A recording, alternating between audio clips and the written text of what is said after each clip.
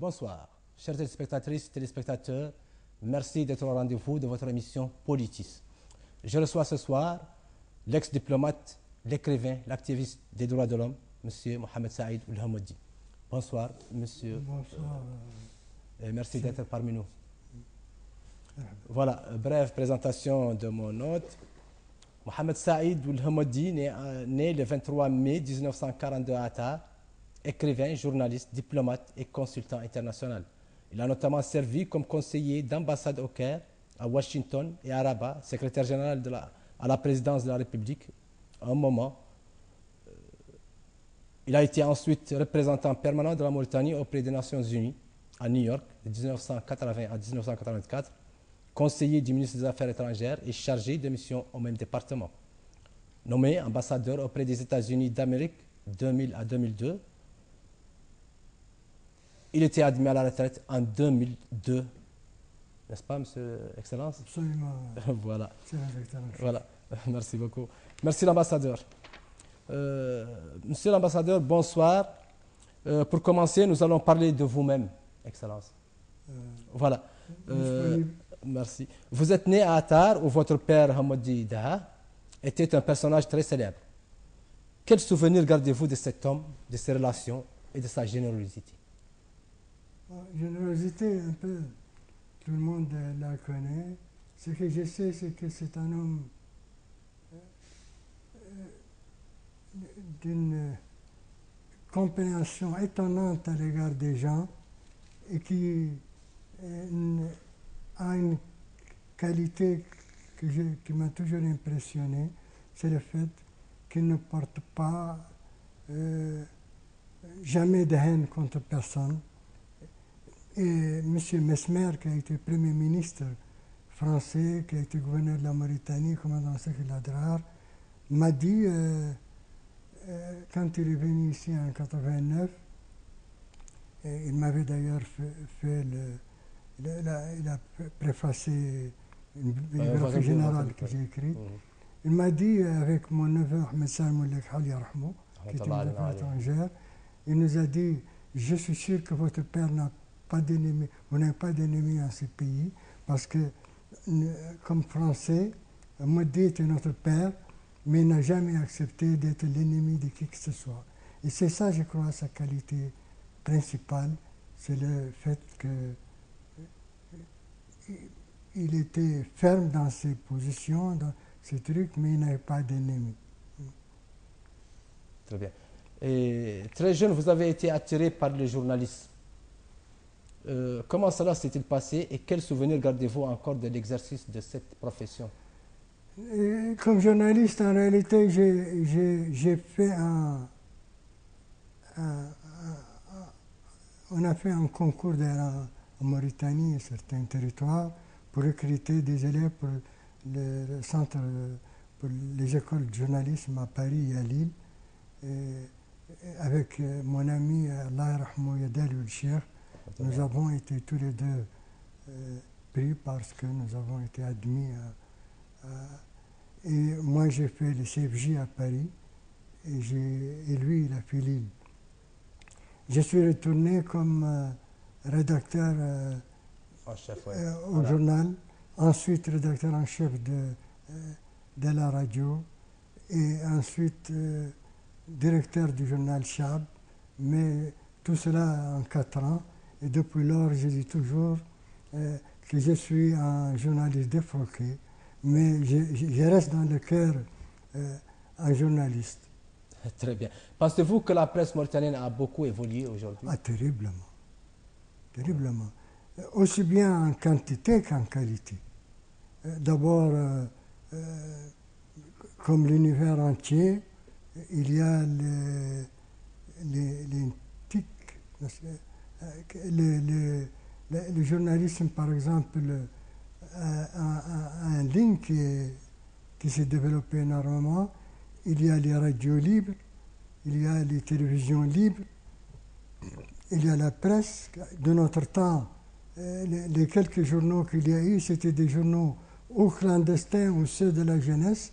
Il n'y a que le journal de Bouyagui, Allah yarhamou, ou bien le journal de la Nahda, Ils ont eu 3-4 numéros. Les journaux interdits de Sayhat al-Mazloum, le journal de la jeunesse.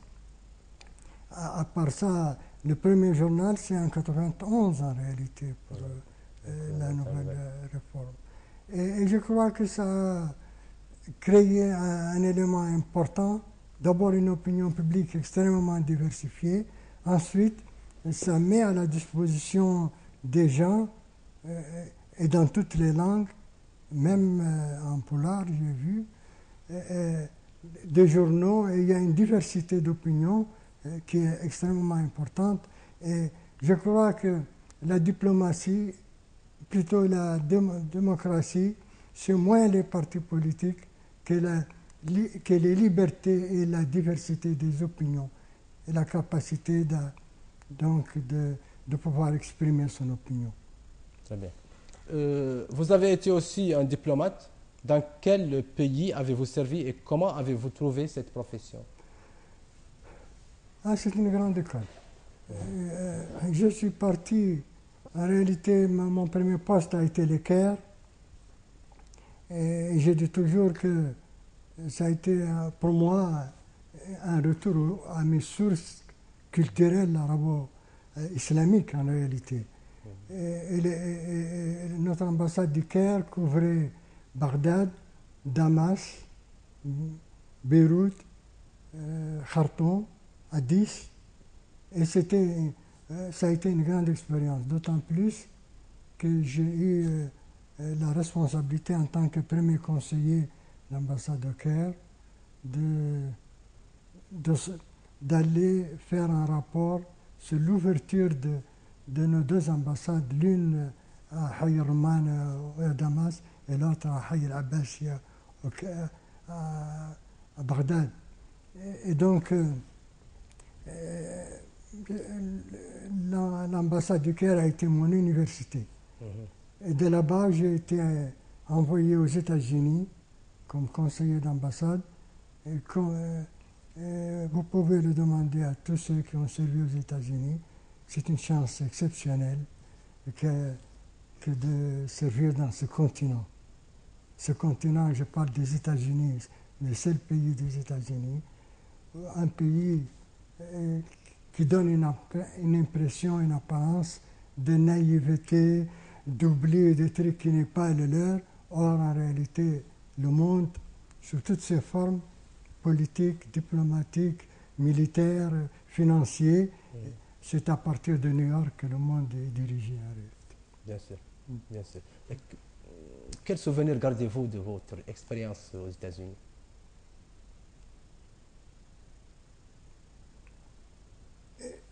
Une chose étonnante, la disponibilité des Américains, contrairement aux Européens, de chercher à rencontrer celui qui ne pense pas comme eux. Et le Sénat américain, c'est un lieu où il y a ce qu'ils appellent les hearings. Les hearings, c'est-à-dire, c'est n'importe qui voudrait venir. Et je disais toujours que si le président Saddam Hussein, Allah yarhamou, ou bien le président Fidel Castro demandait à être écouté, il serait écouté facilement par le Sénat américain. Et il y a une autre chose qui est extrêmement formateur, c'est que il y a toujours des simili de guerre, des simili de conflits. Et en réalité, j'ai vu et c'est joué par des anciens secrétaires d'État, des anciens secrétaires de la justice, des anciens ministres de la justice, de la défense, des anciens chefs de la CIA. Et j'ai vu la guerre du Golfe. Et il y avait pratiquement quelque chose qui lui ressemblait, c'est-à-dire les États-Unis qui rentrent dans une guerre parce que un pays gênait leur approvisionnement en pétrole. C'est vrai. Et c'est extraordinaire en réalité la concordance entre cette émission, ça s'appelait War Game en anglais, c'est-à-dire jeu de guerre. Voilà, la guerre joue. Mais c'est exactement ce qui s'est passé plus tard en Irak. C'est extraordinaire. En réalité, la diplomatie est importante parce que ça permet toujours de voir les autres, surtout si on a la possibilité de faire les Nations Unies, Washington, la Ligue arabe. Et vraiment, ça a été pour moi une carrière exceptionnelle. Une bonne expérience. Oui. Monsieur Mohamed Saïd, chacun le sait, est à la fois un homme de lettres, un historien, un chercheur, un écrivain. Dans lequel de ces rôles vous vous sentez le plus à l'aise?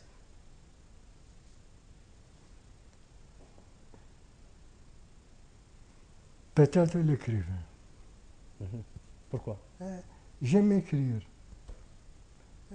Malheureusement, en arabe, bon, maintenant, ça s'améliore. Mais en français et en anglais, je n'ai aucun problème. Parce que en arabe, j'ai toujours quelques difficultés, mais de plus en plus, peut-être qu'avec l'âge, on retourne à la langue de sa mère. Donc, écrivain. Venons maintenant, Excellence, à la politique. Quelle analyse faites-vous de la situation actuelle, disons politique, du pays? Vous qui êtes diplomate et activiste des droits de l'homme. Je suis entre le froid et le chaud. En réalité, il y a une chose qui me plaît personnellement, et ça c'est culturellement, c'est la profusion, l'explosion de partis, de syndicats, d'organisations des droits de l'homme, du droit du Mauritanien à la différence. Ce que les gens d'ailleurs appellent quelquefois communautarisme, ils disent quelquefois la pagaille, ils disent, en réalité pour moi, c'est la meilleure façon de sécuriser la paix civile, en permettant aux gens, chacun d'être ce qu'il veut être, mais dans la paix qu'on sort. Mais je souhaite désormais que nos élections soient des élections consensuelles et qu'au soir des élections, comme ce qui se passe dans les démocraties occidentales, en Inde et dans certains autres pays, en Tunisie, tout dernièrement, que les Mauritaniens, que chacun téléphone à l'autre, comme ce qui est arrivé en 2006, pour dire Shukran ya Sidi, Jarama, Jaradjof, merci, d'être truc, bravo pour ton élection. Et je souhaite de tout cœur, peut-être que nous nous rendons compte que nous avons besoin que chacun, et c'est, je crois, nous le devons à la démocratie, mais nous le devons aussi à la religion. Parce que voler, ce n'est pas voler seulement une vache ou une chemise, c'est voler une opinion aussi. C'est voler maq'ad, une chaise. Un siège même politique. Et je souhaite vraiment que nous allions vers une démocratie apaisée et une démocratie claire, nette. C'est ça mon souhait. Très bien. Et la situation politique qui prévaut aujourd'hui? Bon, la situation politique, d'abord, il y a des brumes. On s'attend peut-être à un dialogue possible. Et je vois que de part et d'autre, personne ne dit « je ne veux pas du dialogue ». Et ça, c'est déjà heureux.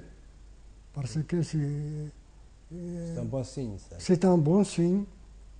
Et il faudrait que les uns et les autres se donnent confiance et sachent que nous sommes, non seulement que même sur la planète Terre, les États, ça devient un village, a fortiori la Mauritanie, que nous sommes une famille, et ça c'est ma conviction, au-delà du pluralisme ethnique, social, politique et consort.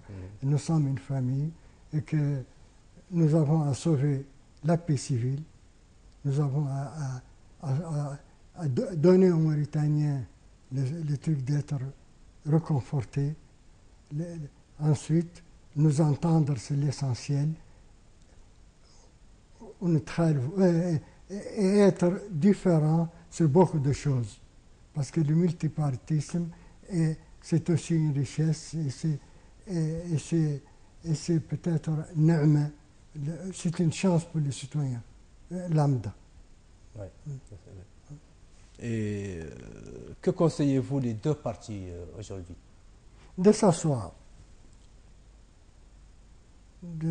En toute confiance. de s'asseoir, de se donner confiance. Si l'un d'eux veut des preuves de confiance, qu'il négocie d'abord secrètement entre eux certaines bases d'accord, et qu'ensuite qu'ils aient confiance et qu'ils sachent que le pays est partagé entre eux et qu'ils s'entendent et que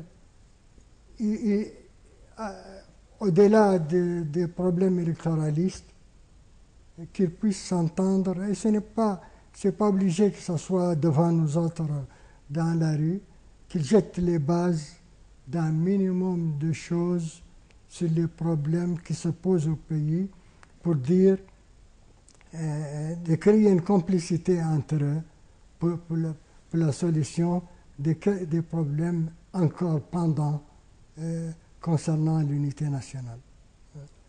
Oui, très bien. Et vous êtes aussi un militant des droits de l'homme. Vous étiez président de la Commission nationale des droits de l'homme.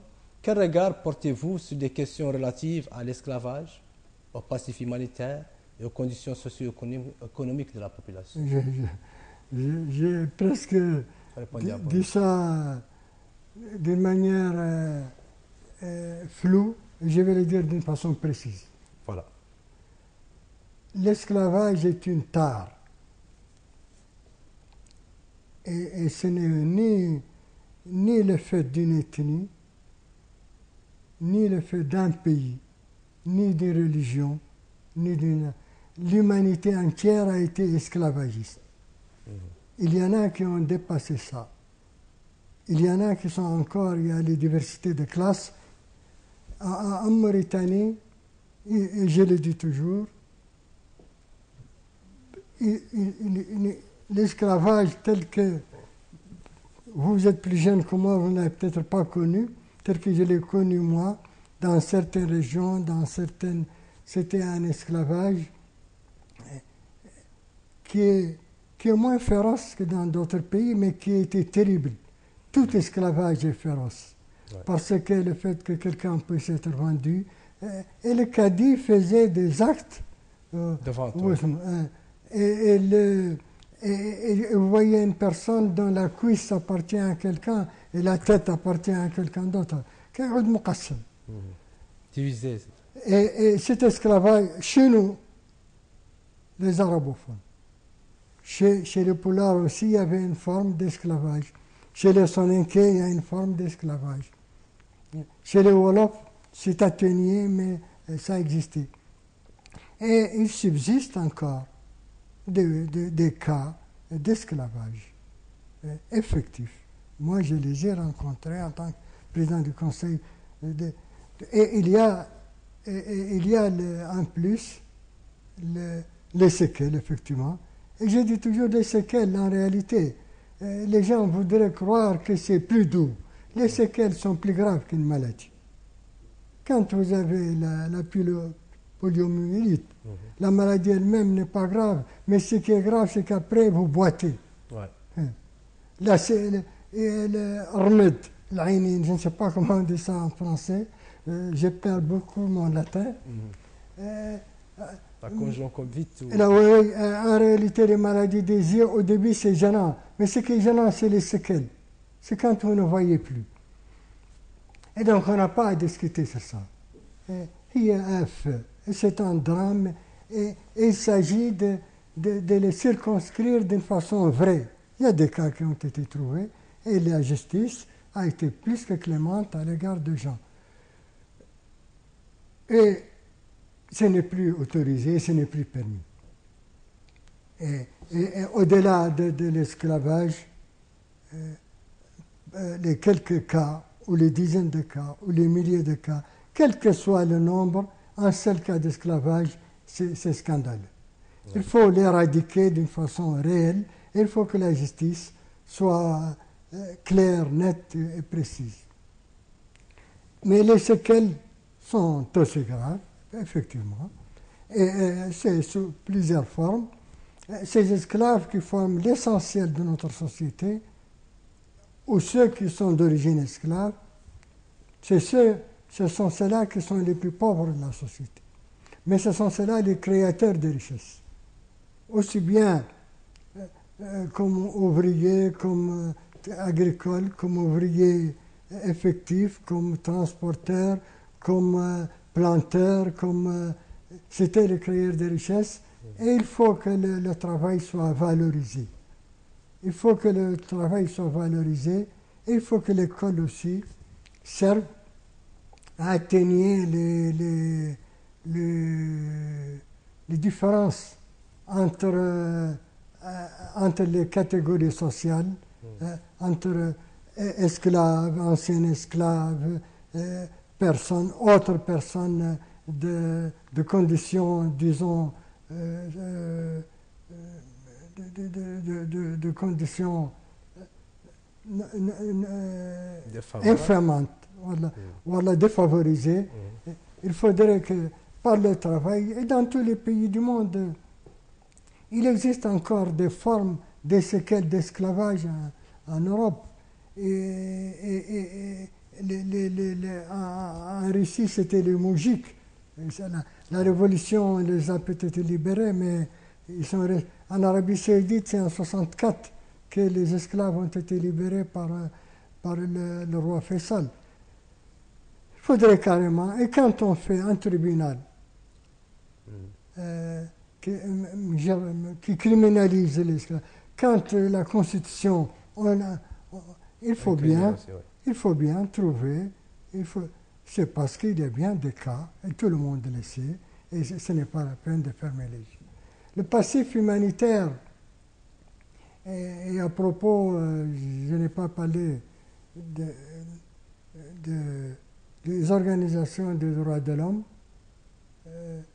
toutes, y compris d'ailleurs celles qui spécifiquement sont comme El Har ou comme IRA ou comme SOS Esclaves, qui est la plus ancienne de Boubacar Saoud, de Boubacar, et qui lutte carrément pour l'esclavage.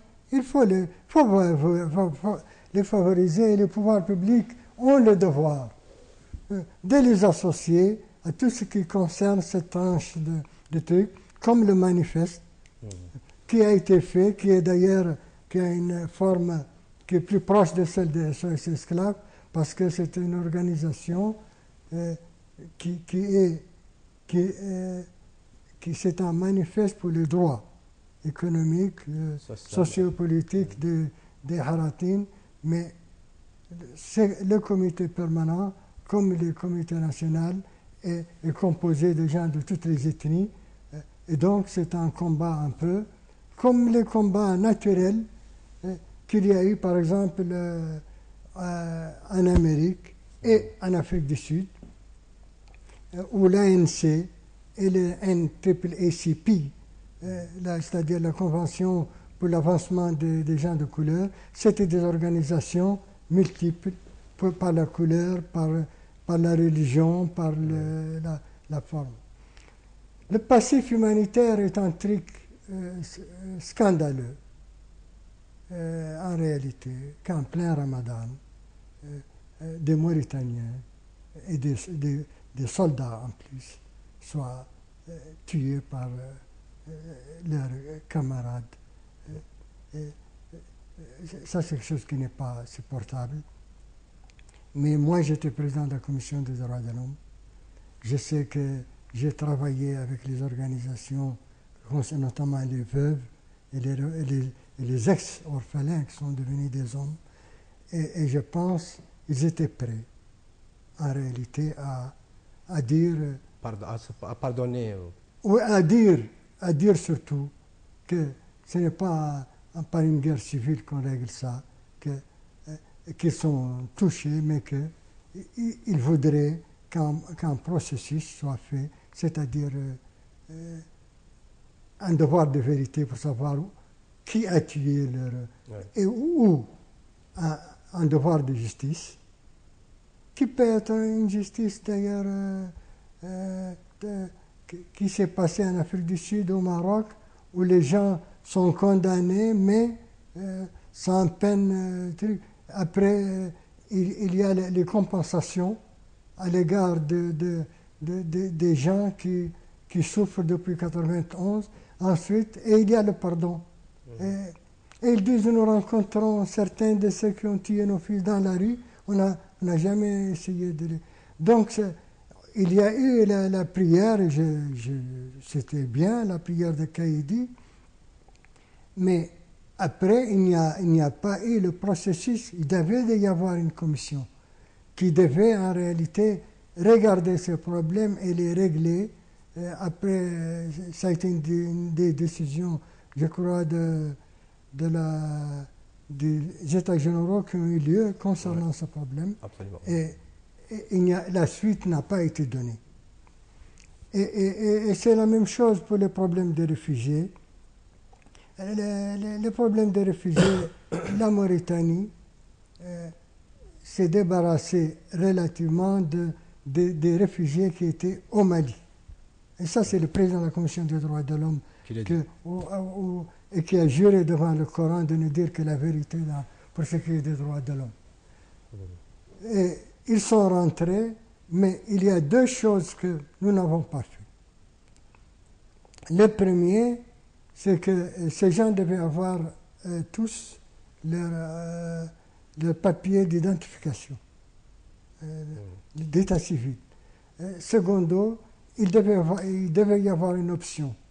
Ou vous allez dans les lieux qui étaient les vôtres, ou bien vous choisissez aussi, parce que ces lieux, pour la plupart, ont été occupés par les Moussafarins.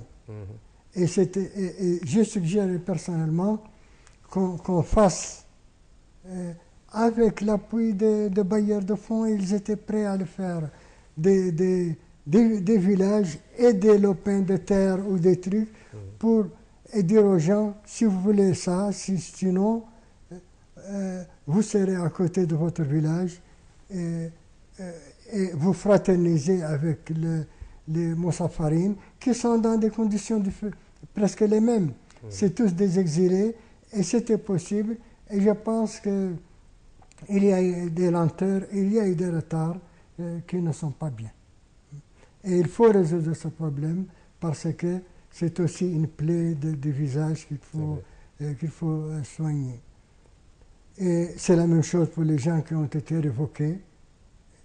Et les compensations, et je suis sûr qu'au-delà de ceux qui ont été renvoyés au Sénégal, il y a d'autres, parmi les islamistes, certains parmi les bardistes, certains qui sont morts, fonctionnaires renvoyés, de tendances différentes, pour des raisons politiques, même peut-être même du temps du régime civil. Tous ces problèmes, la Mauritanie est une mère. Et une mère doit être bienveillante, aimer de la même façon ses enfants et régler tous ces problèmes. Et nous pouvons le faire. Nous pouvons le faire et nous devons le faire. J'ai une attention particulière pour les Peuls qui sont partis, qui ont déguerpi.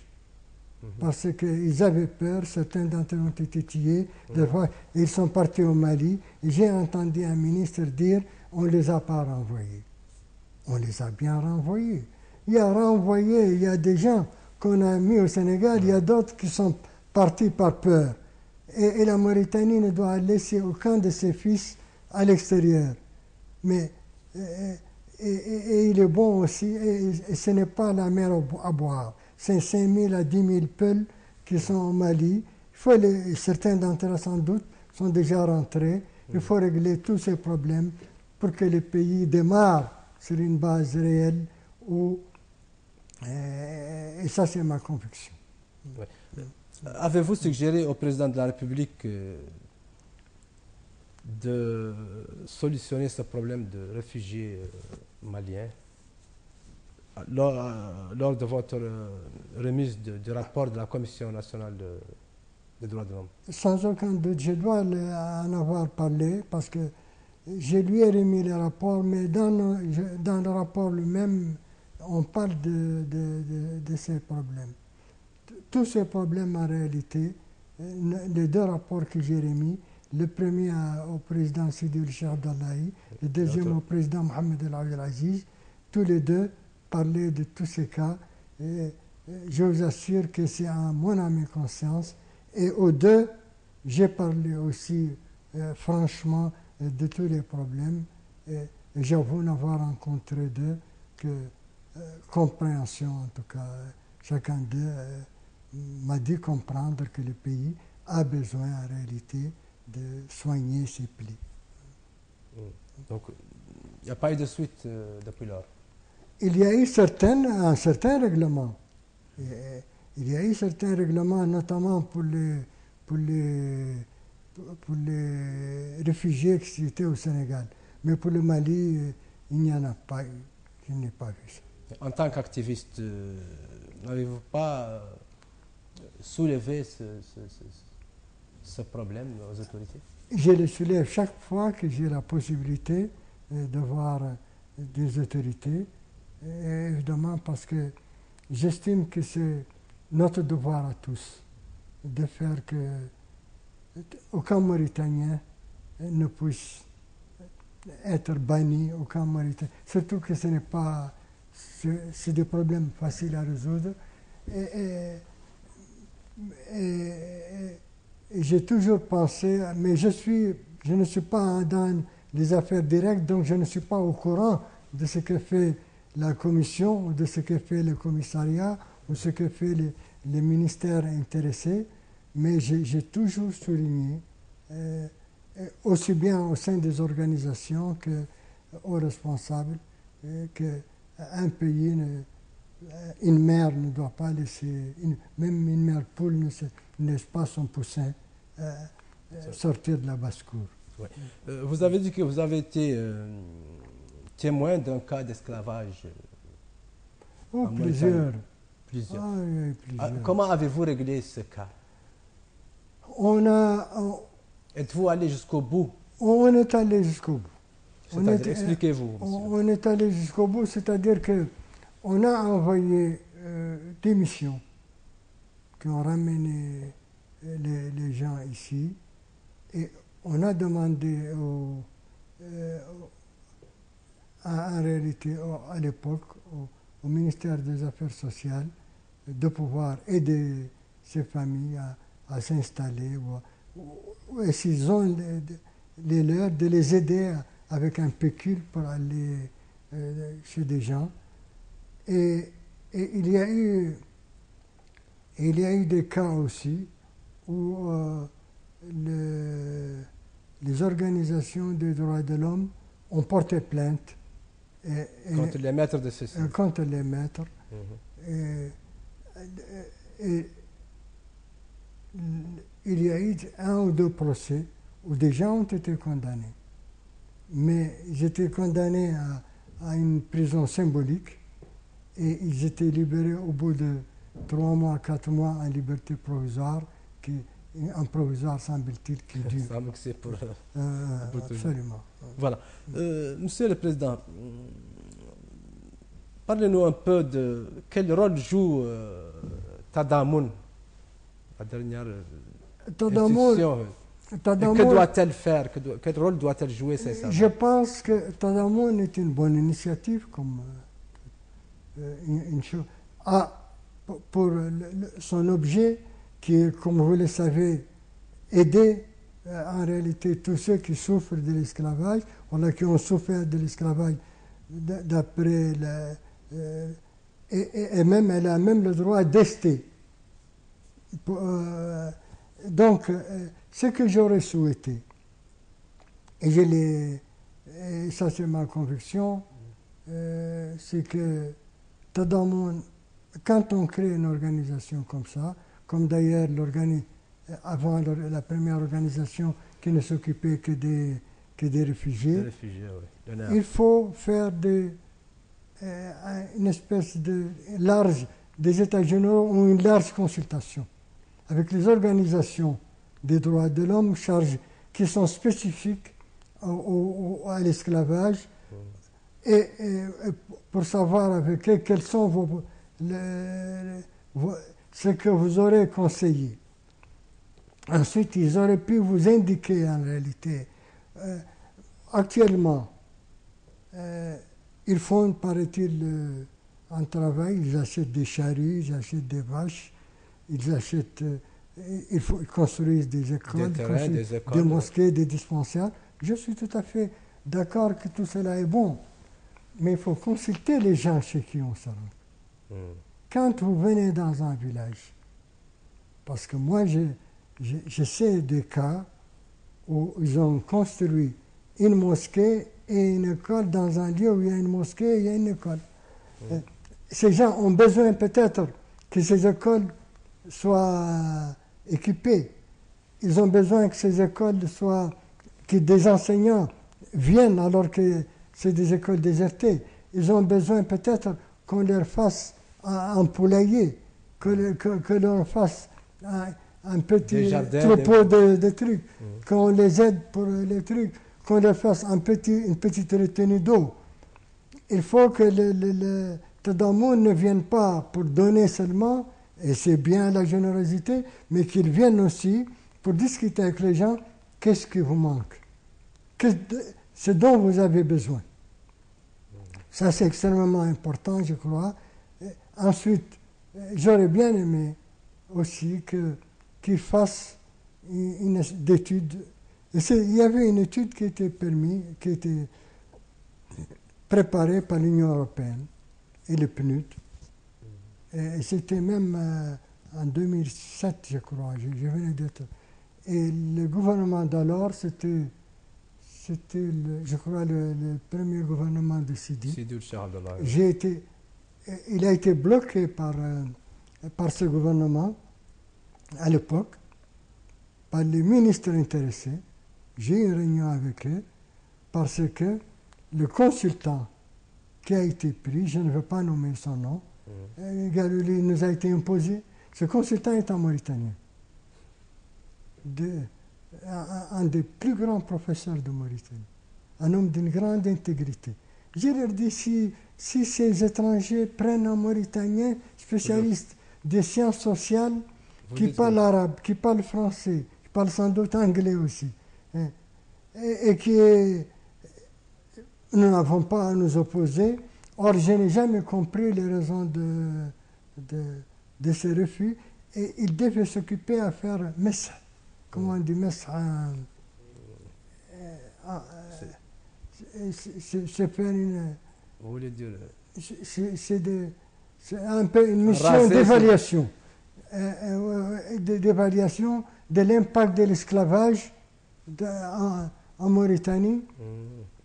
Et moi-même, c'était l'esclavage d'ailleurs dans le Tagan, je crois, la Saba. Moi, je leur ai dit qu'il faut même l'étendre à d'autres régions, au Guidimaka aussi, au Gorgol, au Hor. Et c'était une mission faite par les... Et je suis sûr que l'Union européenne et le PNUD, je crois, qui était l'instigateur de cette mission, ou spécialement l'Union européenne, s'ils avaient fait leur évaluation, ils auraient aussi aidé au règlement d'énormément de problèmes. Ça, c'est un cas parmi d'autres d'une gestion catastrophique, plutôt irresponsable, du ministre que je ne veux pas nommer de l'époque. C'est tout à fait grave. Revenons maintenant un peu au président de l'Irak, actuellement un président d'Alec. Que pensez-vous de son arrestation?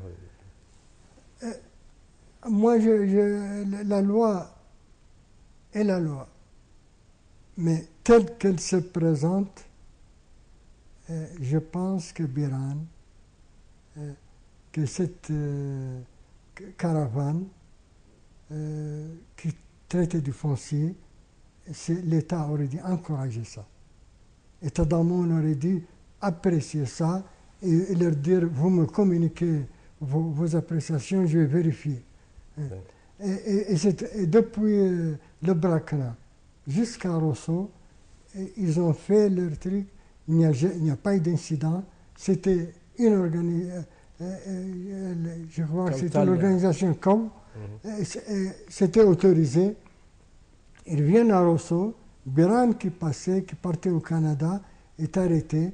Je crois que c'est une provocation inutile.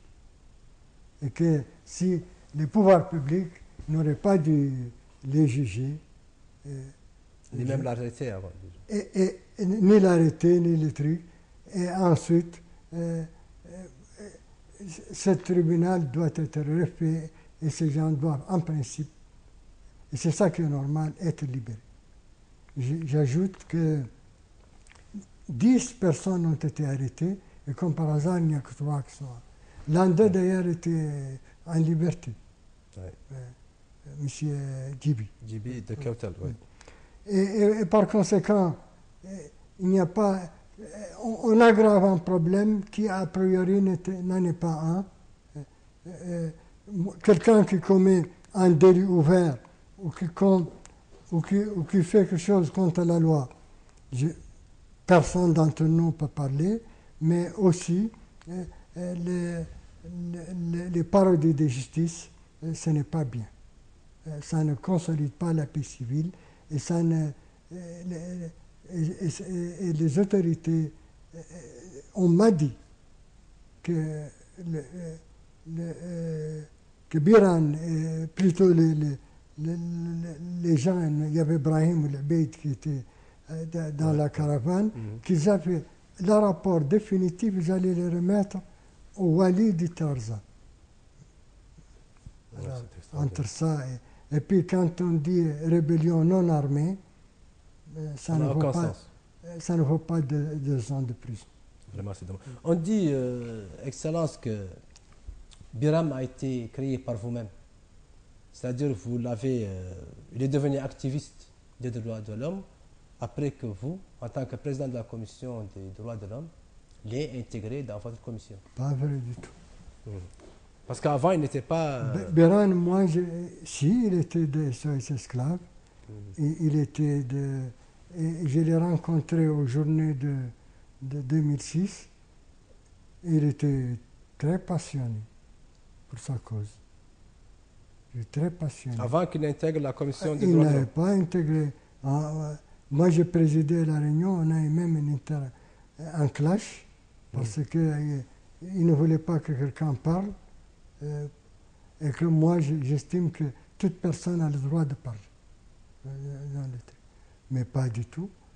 Et au sein même de la commission, je me rappelle que quand il était conseiller, je lui ai demandé personnellement, je lui ai dit, toi qui es militant, quand tu vas voir quelqu'un qui est esclavagiste et qu'il est victime d'une injustice, ne regarde pas ce qu'il est.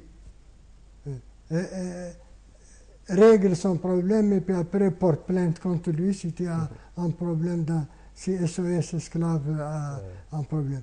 Et je sais que le temps qu'il a fait là-bas, il ne s'est jamais comporté d'une façon qui... En tout cas, sa vie, il est libre parce que ce n'est pas l'esclave de la commission. C'est comme tous les autres. Monsieur Bam Abdelkhali était un homme qui n'était d'aucun parti. l'autre, comment s'appelle-t-il, Mohamed ou Selmo Dahan, qui était aussi un autre conseiller, qui est un avocat. Il était, je crois, d'un parti, mais moi, je ne suis pas chargé de... Je ne suis pas chargé, je ne suis pas d'un parti, je suis le président de la Commission des droits de l'homme. Je recrute des gens parce que... Et lui particulièrement parce que c'était un greffier à la...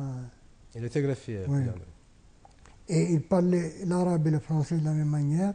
Et il était d'une condition haratine, c'était une des raisons aussi. D'ailleurs, je l'ai chargé de Madalim.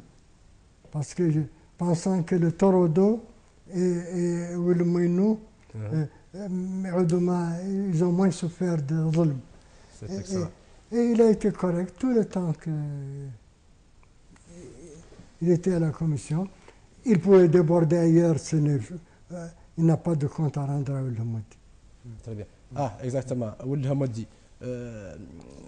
On dit de la famille Ould Hamoudi cette famille était esclavagiste et avait beaucoup trop d'esclaves. C'est vrai? On est près de Korish. Bon, on me dit, je l'ai déjà dit dans une chaîne, j'ai dit, on me dit, Ibn Zamenou, c'est le fils de son époque. On me dit, est une personnalité bien bizarre.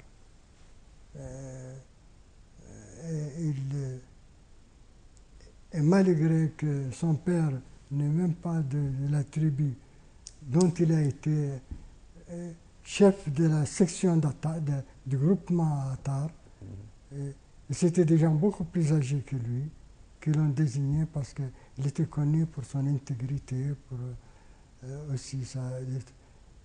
Et effectivement, je n'ai pas souvenance qu'il achetait forcément des esclaves. Je sais que j'en ai connu beaucoup qui sont venus demander à Hamoudi de les acheter.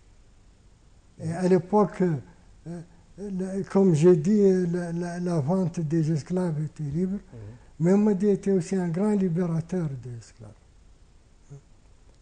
Les a-t-il libérés Des dizaines. Et il a fait mieux. Hamoudi était le seul. Il n'est pas moi. Il n'a pas ma conception, sans doute. Peut-être que pour lui-même, l'esclavage est quelque chose de normal, parce que c'est son époque, c'est son statut, où il a intégré un statut qui n'est pas le sien. Mais Hamoudi était le seul Mauritanien qui payait une cotisation patronale. Et ce patron-là, c'était Sehratin Kamlin qu'il avait inscrit. Et la raison, c'était pour qu'ils puissent avoir une retraite, et pour que leurs enfants puissent aller à l'école. Ils sont allés à l'école. Dieu sait qu'il y en a qui sont dans toutes les professions actuellement. Très bien. Revenons maintenant au manifeste. Depuis votre élection à la tête de ce manifeste, qu'est-ce qui a été fait? Eh bien, ce manifeste, comme je l'ai dit, qui regroupe en réalité qui est le manifeste des droits, on a fait plusieurs choses. La première chose, c'est que c'est un élément qui a été un élément fédérateur de tous ceux morts, Poulard, Soninké, Wolof, morts, quel qu'il soit, ceux qui s'estiment des morts noirs, ceux qui s'estiment des haratines, ceux qui s'estiment des morts blancs, ceux qui sont... En réalité, il y a toutes les catégories sociales au sein de ce manifeste. Et il a fait d'abord des journées qui ont permis de faire... parce que au-delà même du manifeste lui-même, qui est un élément, à mon avis, rénovateur depuis le premier document d'Al-Hur, et qui a réactualiser le problème en le modernisant. Il y a les citoyens dans la Mauritanie de 2012. Il y a eu des états généraux pour et pour votre information, le rapporteur général de cette commission, c'était Noulad Ahmed Mendeman.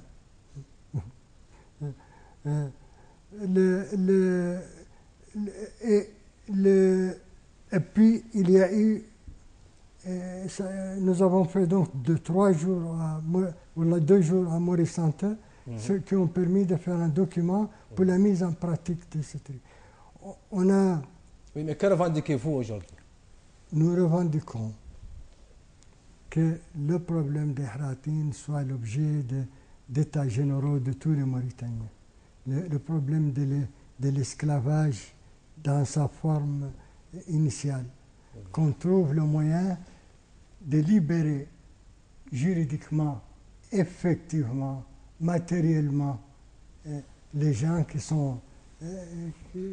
et que les Hratines soient associés au développement du pays comme, aussi bien comme travailleurs, comme propriétaires fonciers, parce que c'était qui travaillait la terre, qui est à l'État, au lieu de la donner à des étrangers, à la donner à ceux qui la travaillé. Et il y a énormément... Oui, mais ça, actuellement, c'est le rôle de Tadamoun, non? Tadamoun n'a jamais fait ça. Oui, voilà.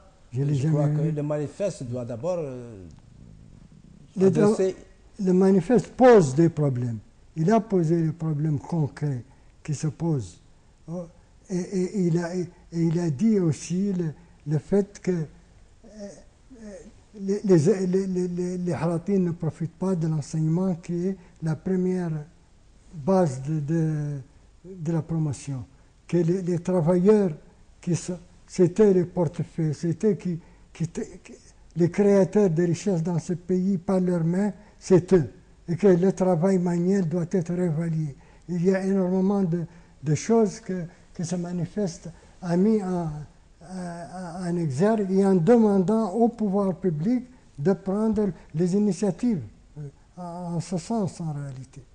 Et que c'est la même chose pour les quartiers périphériques des villes où les Hratines sont entassés dans des baraques et dans des conditions. Chaque fois qu'il y a de bons terrains, on les quadrille, on les donne aux autres, on les envoie eux au bout du monde, etc., etc. Ensuite, il y a eu la marche des Hratines qui a été une marche fédérative. C'est un truc fédérateur qui a permis... La marche du 29 avril 2014. Qui a permis aux gens, des gens de la majorité, des gens de l'opposition, des gens de toutes les ethnies, sont venus en réalité et on a dit un discours unificateur, un emblème unificateur qui est le drapeau national. Excellent. Excellent. Monsieur, Excellence, on me signale qu'on est à terme de notre émission, mais nous assistons depuis quelque temps à une forte expression de particularisme dans ce pays. Est-ce que c'est un phénomène passager, une menace pour le devenir du pays? Que pensez-vous? Pas du tout. Expliquez-vous. Monsieur Ahmed, je vous dis que vous parlez à un optimiste. Donc les optimistes sont dangereux. Mais moi, j'estime que le prophète a dit que les différences entre les ulama, c'est un bienfait pour Ummati. خلاف الأئمة أنه نعمة في الحقيقة حتى la différence entre les Mauritaniens, c'est quelque chose d'excellent. D'excellent dans la mesure où ce n'est pas par la guerre civile, ce n'est pas par les bagarres, mais chacun dit on n'a qu'à faire des états généraux et regarder les problèmes qui peuvent se poser, les problèmes réels. Il y a des problèmes qui sont des problèmes fictifs. Il y a des problèmes qui ne sont plus de leur temps. Il y a des problèmes qui ne peuvent pas être résolus en un an ni en 10 ans. Mais on n'a qu'à nous réunir et dire oui, ici on a une blessure, ici on a un doigt qui va mal, ici il y a un ongle qu'il faut couper. Et la diversité est une richesse. Mais les gens vous disent non, en réalité, il faut que les gens se taisent. Mais c'est très grave, ça. Moi, je n'ai pas de problème personnel, ni de problème familial. Pas du tout. On n'a pas pris ma part. Je ne sais même pas si on m'a pas donné des parts supplémentaires. Mais je suis inquiet quand je vois que d'autres, que les gens qui sont dans la SNIM, on joue quelquefois avec eux. Leurs droits. Oui, oui. Ouais. Quand je vois qu'au port, il y a quelquefois des gens qui sont presque utilisés comme... qui sont exploités dans leurs trucs, qui n'ont pas tous leurs droits. Quand j'ai dit, je voudrais être dans un pays où tout le monde dit, moi j'ai 100 000 ouguiyas, mais c'est mon droit. Moi j'ai 50 000 ouguiyas, c'est ce que je dois avoir.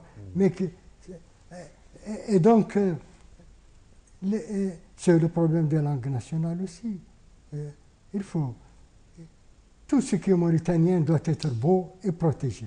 L'arabe est une langue, c'est la langue du Coran, c'est la langue universelle, c'est la langue de tout le monde, c'est la langue religieuse de tout le monde. Le français est une langue de tout. Mais c'est extrêmement important aussi de revaloriser nos langues nationales, de faire qu'elles aient des trucs. C'est important aussi que chaque citoyen dans sa wilaya ne se sente pas comme un esclave, qu'il y a un gouverneur qui peut disposer de lui comme il veut, mais que les écoles, c'est le produit d'un consensus fait par les gens qui sont dans la ville ou qui vont y mourir, que le budget que l'État envoie à ses représentants, qu'il y ait une censure des gens du truc pour le bien-être de tout le monde, ça ne gâte rien. Si les Mauritaniens sont heureux, si la justice est essentielle pour la paix civile. Ouais, ouais. Voilà, une dernière question, Monsieur Excellence.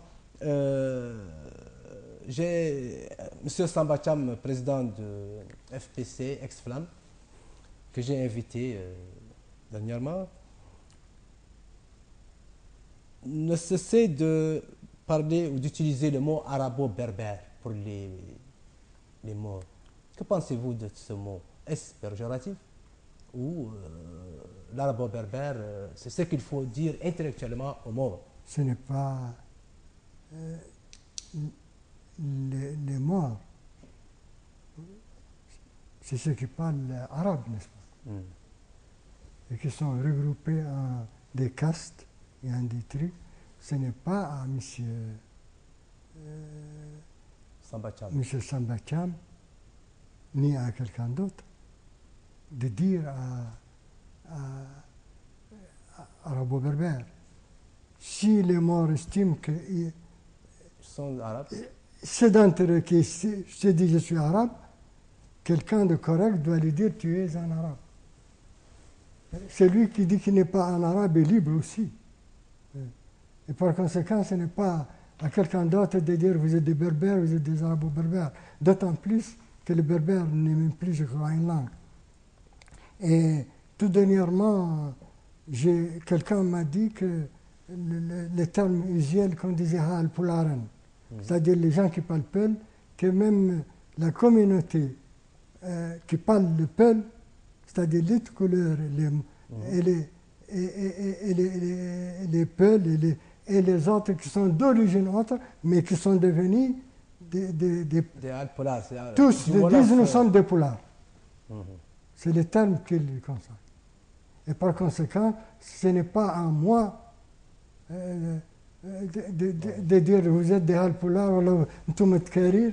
Non, j'utilise le nom et quand mes amis sont inquiets, ils disent nous ne sommes pas des Sarakolais. Les Sarakolais, c'est-à-dire, ce sont les morts. Parce que Sarakolais, c'est Raj le bien. Et je dis toujours son inquiet. J'écris son inquiet. Par respect de ce qu'il donne. J'écris l'homme dit avec Y. Je n'aime pas que quelqu'un me met un i là-dedans. Excellent. Voilà, c'est sur cette précision de son Excellence Mohamed Saïd Hamoudi que prend fin cette émission. Chers téléspectateurs, mes remerciements et à la semaine prochaine. Au revoir. Merci.